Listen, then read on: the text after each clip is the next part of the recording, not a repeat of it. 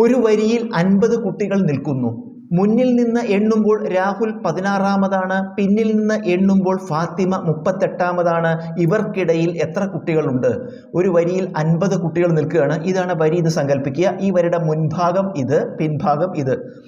മുന്നിൽ നിന്ന് എണ്ണുമ്പോൾ രാഹുൽ 16ാമത്, മുൻഭാഗത്തു നിന്ന് രാഹുൽ 16ാമതാണ്, 16th ആണ് രാഹുൽ മുൻപിൽ നിന്ന് എണ്ണുമ്പോൾ.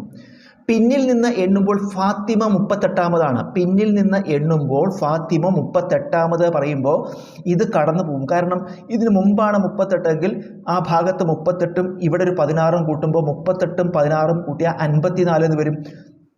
പക്ഷേ ഈ വരിയിലാകെ 50 പേരേ ഉള്ളൂ. അപ്പോൾ ഫാത്തിമയുടെ സ്ഥാനം രാഹുലിനെയും കടന്ന് അപ്പുറത്തേക്ക് പോകും. ഇവിടെയാണ് ഫാത്തിമ പിന്നിൽ നിന്ന് എണ്ണുമ്പോൾ എത്രാമതാണ്?